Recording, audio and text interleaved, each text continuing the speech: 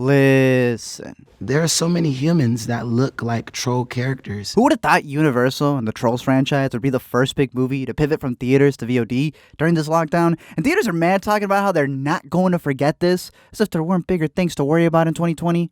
Like Carol Baskins. So unless you're near a drive-in theater, most Trolls fans are watching this online where they tend to reside, and boy have they made a franchise out of this thing. The first one starred Anna Kendrick, so you knew there was going to be an OD of pop covers and a lot of harmonizing. And live in perfect harmony.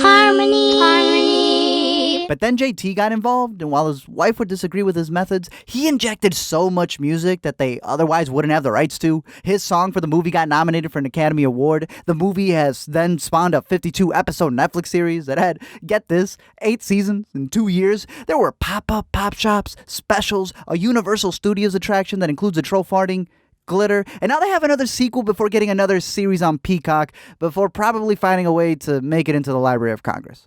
Let me explain. So these little naked troll dolls actually go back to 1959 when a man named Thomas Dam was going through tough times, and after making a troll doll for his daughter that blew up, he was able to expand Dam Toys, which is a much better name than Hasbro. They've appeared in Pixar. People have had them on their keychains. You've seen them in your bedroom corner. They were pretty much Universal before actually becoming Universals, and I think that the entire backstory with them getting a lot of copyright lawsuits and people making knockoffs, I think it deserves its own movie. But at the end of the day, it's cool to see that damn things have the damn rights when it comes to their birthplace.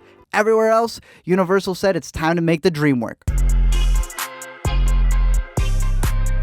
In the first, we follow these trolls who do nothing but sing and dance after they've escaped the Bergens, which are like the box troll looking versions of them, who eat the main ones, and I don't know what's going on. Agent! We didn't see him shoot. We didn't see him swallow. Face it, Poppy. Sometimes people go into other people's mouths and they don't come out. Anna Kendrick voices one of the main trolls, Poppy, who becomes the queen to her people, protecting them as they're hiding out by blasting the greatest hits of the 70s, 80s, and 90s. I wouldn't be caught dead at your party, but you will be caught and dead. Oh my god. Branch, on the other hand, is clearly that guy who we make fun of for stocking up, and then are hitting him up for toilet paper, asking Branch to extend the favor. Unlike all the other trolls, Justin Timberlake voices the one who doesn't like to sing. Don't worry. It's just that his backstory involves him performing a killer cover when his grandma dies, and so he said bye bye bye to singing. May I?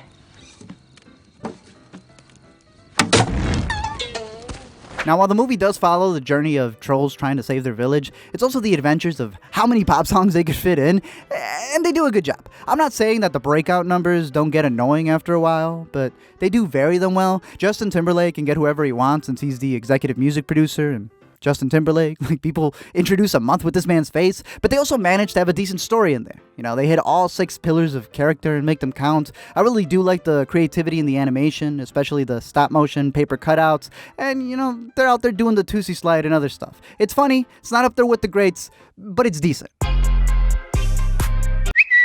So, this rarely happens, but seconds before uploading this Trolls LME, a damn war broke out, with AMC declaring that effective immediately, well, everything is closed, they will no longer be playing Universal movies.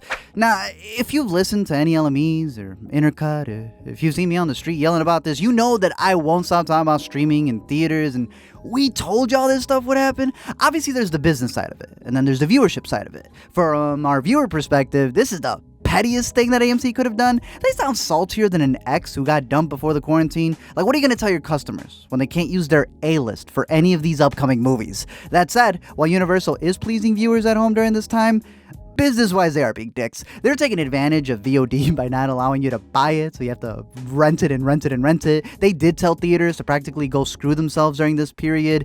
Really, all studios did, because only the indie movies are the only ones supporting the music boxes of the world, going 50-50. So as much as AMC is taking the L right now, this is all corporate stuff. This is all big blockbuster stuff.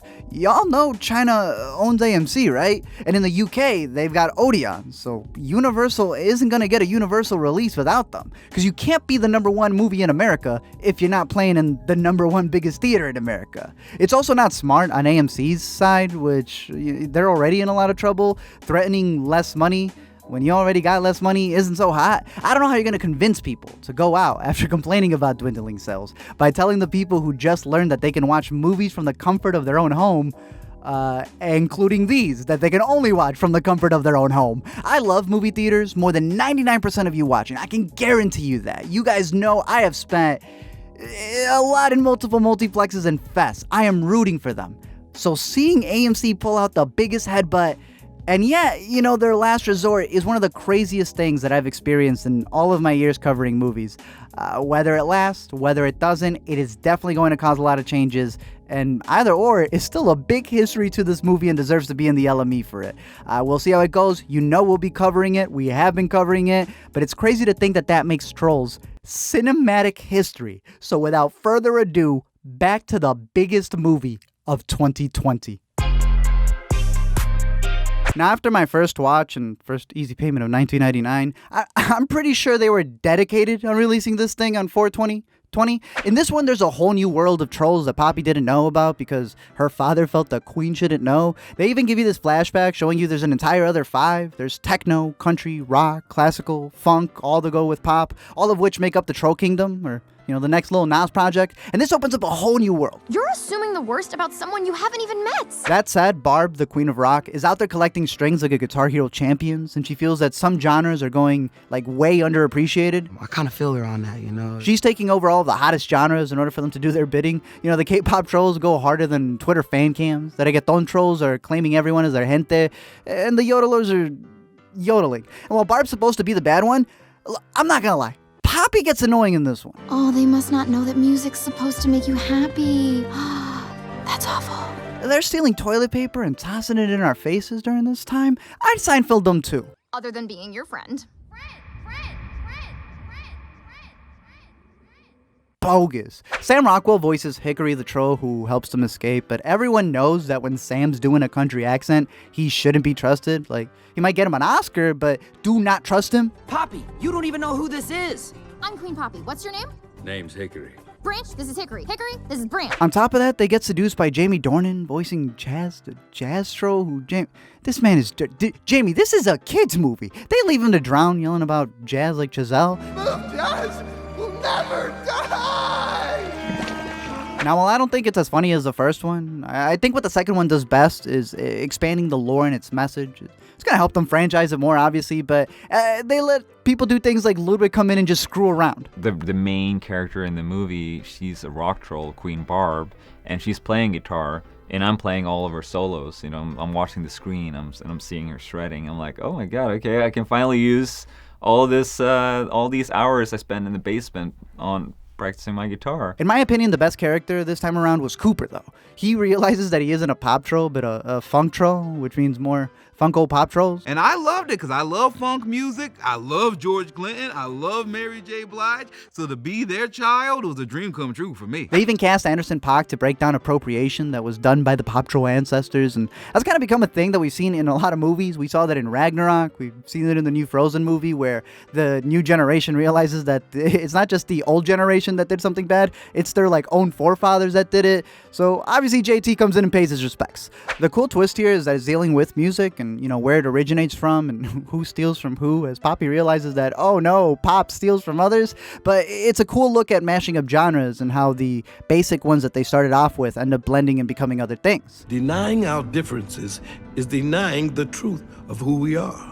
Overall, in my opinion, other than the Boss Baby, I don't see what Universal has in terms of franchises at the moment. Sadly, they cut the budget on this one, and I think $25 to $35 million less in animation is very noticeable. And at this point, they're sharing the same songs as Shrek Tale, I'm starting to think they're just relying on the ones DreamWorks has in the bank. They even did Ozzy dirty. It's bad when he has more lines in the Post Malone album that he did here. This is a multi-million-dollar production, and they got this troll out here trolling. I do love how it mixes its animation, just like Gumball does. But I also know that can become very, very expensive. So I'm very curious what they're going to do as they're shifting over to a VOD release and whether that's going to cost them a lot of money. According to Deadline, there's a rumor that they struck a deal with Hulu, meaning that Universal is already banking on parents renting this multiple times because it's not available for purchase before releasing it to them at a fraction of the cost, thus making that probably the biggest troll of them all. You know what? We need to bring drive-in theaters back. Thank you guys for checking out this video. I'm curious to know your thoughts down below in the comment section. What movies do you want to see the early VOD treatment for? I know that Scooby-Doo's now coming out, and Universal also has Staten Island they're going to be releasing. I'm also curious if they're going to actually tell you how much they're making, because at first they just said that it was 10 times higher. Now supposedly they're releasing numbers, but I don't want it to be like Netflix that brags about like them having the biggest box office of all time for a Christmas movie, but there's no concrete answers. I do want to make a whole video dealing with VOD in theaters because as much as I love it as a viewer that we're getting them in VOD, it is kind of the studios telling theaters to fend for themselves, to just go screw off. They're not there in solidarity. But it's cool to see, for those of you who don't know, the virtual cinemas that are selling the movies and splitting it 50-50 with the theaters. I think that's something really cool. But that's only coming from the independent movies, not the bigger movies. So it's going to be interesting how all that plays out when things go back to normal. But other than that, I'm curious to know your thoughts. Let me know, which one did you enjoy more? Trolls 1, Trolls 2? If there's another animation series that you think rivals the Trolls franchise or any of the ones out there, let me know your thoughts. Until then, don't forget to comment, like, and subscribe, and JT will get you for Trolls 3.